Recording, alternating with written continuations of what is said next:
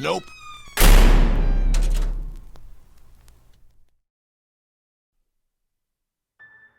I was so nervous and excited about starting college. I didn't really have a great time in high school. Who did? I didn't have a lot of friends, and God, I hate talking about myself like this. Blah blah blah, right? Anyway, I was just glad to begin a fresh start in a place where people didn't know me at all. I thought it would be refreshing to walk down a corridor without being called a freak every single day. But I won't bore you, let alone myself, with the details of my pre-college teen trauma. Not right now, anyway. I got accepted into Creekwood University, majoring in American literature. Creekwood, for those who have never been, is like some sort of utopia. It's honestly one of the prettiest places I've ever seen, and that alone sold me on my choice when I decided to apply. I went to one of those college open days and decided then and there that Creekwood would be the place for me. Shallow, I know, but when you're a small town boy, anything else will do. My parents begrudgingly drove me to Creekwood on a Friday. It was a massive inconvenience to my father, who said he had far too much work to do. The whole way there, my mother dropped hints about how hungry she was and how she could use a coffee, but my father ignored her in between work calls. Despite the 5-hour drive, with no food stops or bathroom breaks, my parents couldn't wait to make the journey back home. They helped me with my bags upstairs in such a haste. I saw other students cringe from their crying mothers and their camera-happy fathers. My mother scanned the room I was staying in and simply said, "I can't believe this is what we're paying for." Just like that, they were gone. No emotional goodbyes necessary. After they left, I ended up collapsing onto one of the bare mattresses. I was too tired from the trip to even unpack yet, and I assumed my roommate had not arrived, judging by the bare room.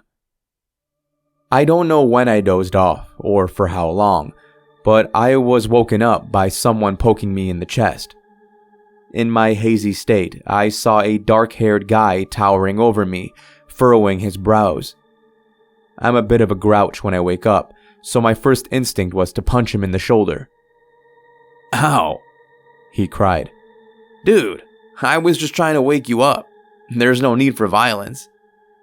Disoriented, I shot up from the bed and held my hands over his shoulder like I was some sort of healer.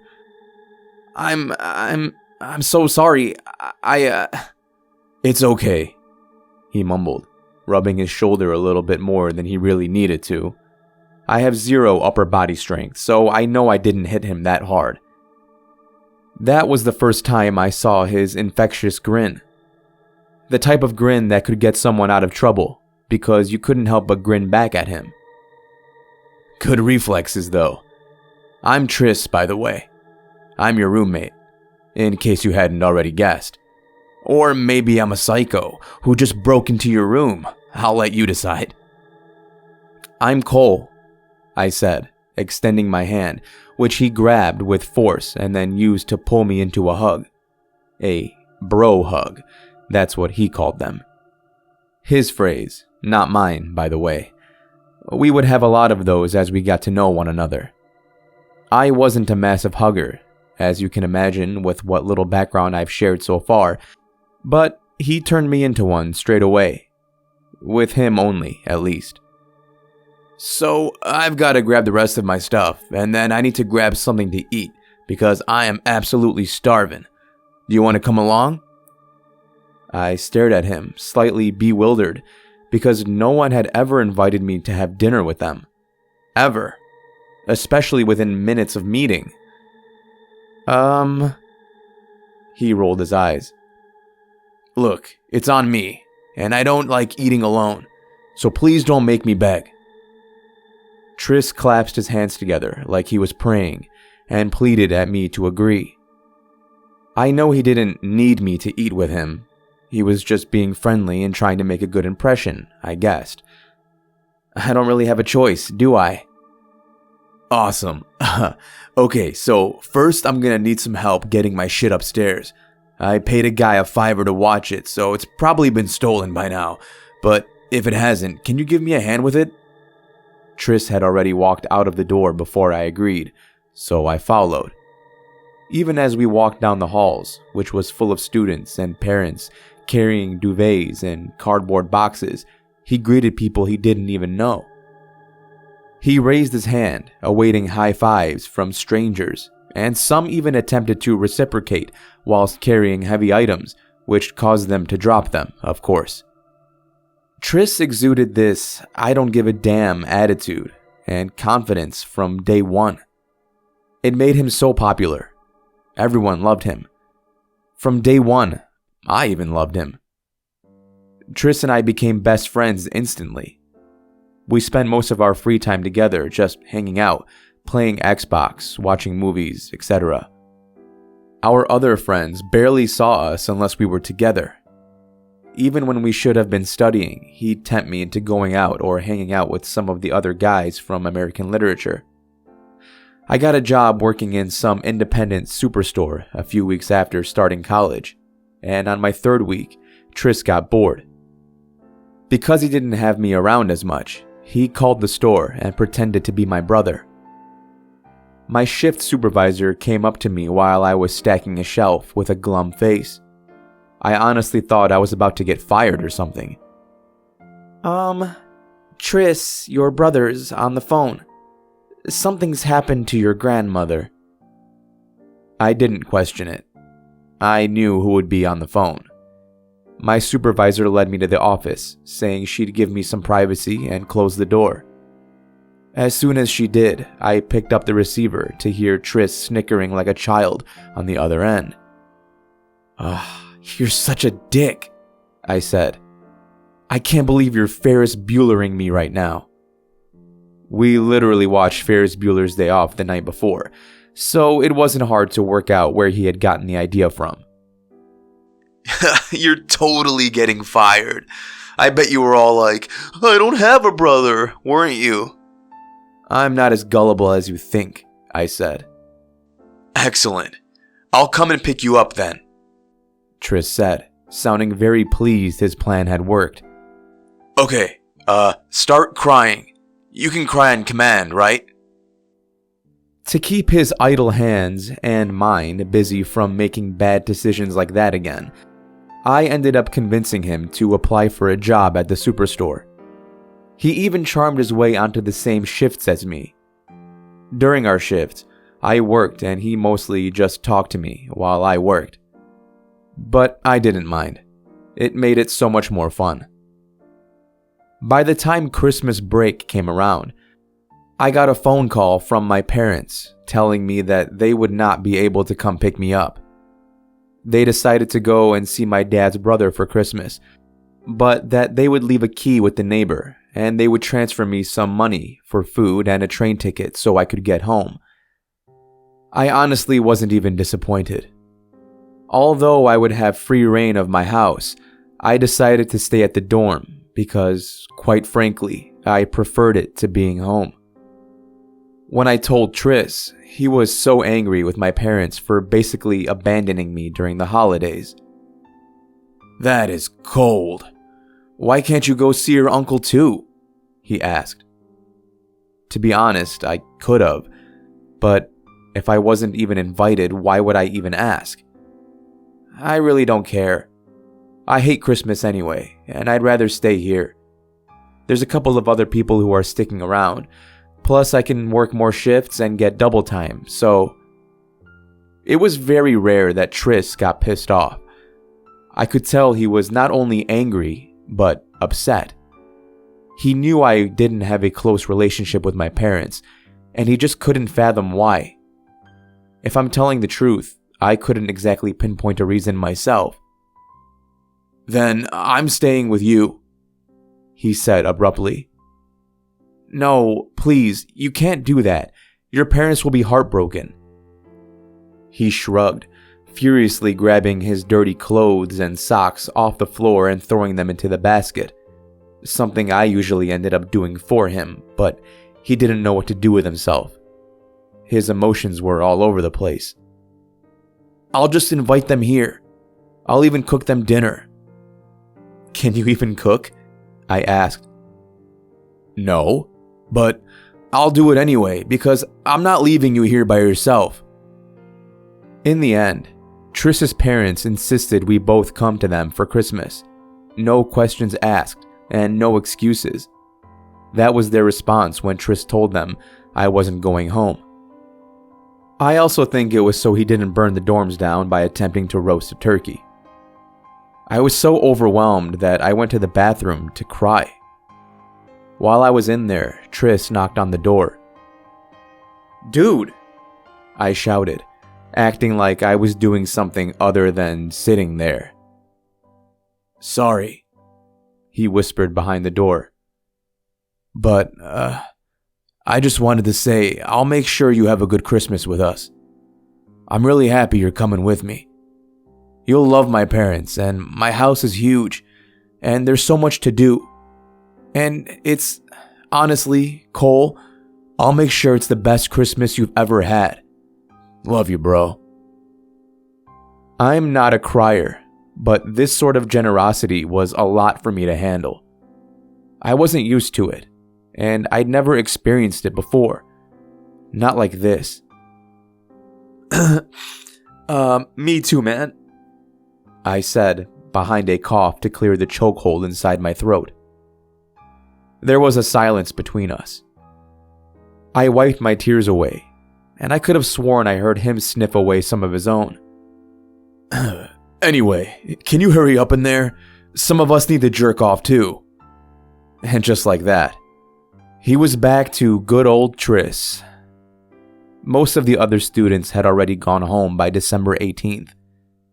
It was so strange to be in the common room when it was so quiet, but there were still a few other students who stayed there for the holidays. Myself and Triss were not leaving until the 23rd, and I wanted some extra cash, so I put myself down to work up until then. Although Triss didn't need the cash, he took on the same shifts too. The night before we were due to leave, we had the night off, so I made sure we were all packed and ready for the morning, so we could just chill out for the evening. Although I was immersed in this weird documentary we were watching, I noticed that Triss was staring into space rather than watching it. He'd been like this since I put the documentary on. "What's wrong, dude?" I asked him. Snapping out of his trance, he turned to me and gave me a half-assed smile. "Oh, nothing." "Triss?" He put his hand on my shoulder and gave it a little rub. "I'm just happy to have a friend like you." "Brother," I said, correcting him. He nodded, even though I wasn't convinced that was what he was thinking about. But I left it at that. It took him several minutes before he went back into the trance again. I couldn't sleep that night. I was so anxious about meeting Triss's parents and staying in their house. Well, it was an estate, actually. It just felt awkward, spending Christmas with people I didn't know. Sure, I know I'd be with Triss, but I knew his family was well off, and I had all these perceptions about how they would act or be. Boy, was I wrong. Triss drove us to the Warrener estate early in the morning. It took us about 3 hours, and of course, Triss made the journey fun with a playlist full of 70s and 80s tunes he could sing badly to. He loved music, especially from those decades. Triss lived in a town called Silver Oaks, which I had never heard of. It was an artsy town, apparently, that thrived on farming and old money. The outskirts contained huge country houses and a lot of oak trees. I spotted an old radio tower that looked down on the town from the woods. The whole area looked picturesque due to the heavy snowfall. "Impressed?" Triss asked, grinning at me. "Something like that," I said. "This place is absolutely stunning." Don't let the postcard image fool you. Some weird shit happens here." "Like what?" "We're just up ahead. Brace yourself." We drove through 2 huge iron gates, and when we drove down the drive, I was blown away by the size of the estate. It looked like something from a period drama or something, and the fact that it was covered in snow only made it more magnificent. Outside the huge black double doors stood Mr. and Mrs. Warner, waving as we drove closer to the house. When we got out of the car, they walked straight over to greet us. Mr. Warner was a huge man, tall, and obviously spent a lot of time in the gym, or at least he used to. He was very clean cut, and I could smell his expensive aftershave before he even shook my hand. "Cole, we've heard so much about you." "Yes, we're so happy you'll be spending the holidays with us," Mrs. Warner said while she embraced Triss in her arms. I'd never seen anyone as beautiful as Mrs. Warner. She reminded me of a model in one of my mother's magazines. I noticed how surgically pristine her makeup was, and how there were no flyaways on her long dark hair. And she looked so young. I did suspect she may have had a bit of help with that. "Come on, let's get you boys inside. It's freezing out here." Inside was very modern, far from what you'd expect in terms of decor and color scheme, judging from the outside. I was far too afraid to even sit down. There was a lot of floor-to-ceiling length windows in the living room, and it was painted in neutral tones that somehow didn't make it feel bland. It was very homely, accompanied by an already lit fire. I caught Triss looking at me, and he seemed so happy to see my mouth wide open reaction. "Make yourself at home. I'll take your shit." He stopped mid-sentence when Mrs. Warner raised her eyebrow at him. "Sorry, our stuff upstairs." Triss and Mr. Warner disappeared with our duffel bags up the huge staircase at the front of the house. I still couldn't bring myself to sit down, plus Mrs. Warner didn't move from where she stood. She stared at me with a warm smile, but it was a smile that made me feel awkward, so I broke the ice. "I can't thank you enough for this. Letting me stay here, I mean. It was very, very kind of you." "It's no trouble at all," she said as she approached me. I had the strangest feeling when she rubbed her hand on my shoulder. The gesture made my heart pound, not because it was awkward, but because it was something my own mother had never done. "He thinks of you as family, and any family of Tristan's is family to us too." I nodded. "I feel the same way. He's family to me too, I mean." Mrs. Warner released her hand from my shoulder and walked over to the door. The sound of her stilettos echoed throughout the room. "Please feel free to look around. I'll go and make us all some hot chocolate," she said before walking out. I took in the room on my own, and as wowed as I was by everything so far, and as welcoming as the Warners had been, I still didn't feel at home. Despite the size of the exterior, the inside of the house was easy to navigate due to the wide open rooms and huge corridors. I eventually found a study that was full of books and a pristine white piano. The bookcase had all the classics, some modern titles, and some of my all-time favorite books. There were also big square spaces in between the books with framed photographs. In every single one, it was Triss and the Warners with a different boy. They all posed like they were in family portraits, backdrops included. I guessed Triss must have been about 15 or 16 in the photos. He didn't look any different other than his hairstyle varied in each photo. I figured he must have gone through a lot of phases as a teen. "How did I guess you'd be in here?" I jumped back to see Tris leaning against the door frame. He grinned like an idiot, getting a kick out of the fact that he scared me. Pretty impressive collection, huh? Impressive is a word for it, I said. This is immense. He walked over and pointed to a copy of a Dickens book. This is first edition. Cost my dad a pretty penny. He wasn't showing off. He knew I loved stuff like this. Dude, I couldn't even imagine how much. So, who are all these guys in the photos? I asked. Tris cringed. So embarrassing. So, my parents always insisted on taking in exchange students when I was in high school, so I could learn other languages and about other cultures. They weren't even through the school program. They were university students. My parents also insisted we had photos taken together. God, that's so adorable, I said, pointing to a photo of Tris with some emo hairstyle, which earned me a middle finger in return. I counted up the photos, and there were at least 12 of them. Do you still keep in contact with any of them? Through Facebook with some, but mostly no. To be fair, they only stayed here for like 3 weeks at a time, and we really didn't talk much after that. I don't even know why my parents bothered to keep the photos up. Tris sighed, examining the pictures, almost like he was seeing them for the first time. Hey, I haven't even shown you my room yet. Come on.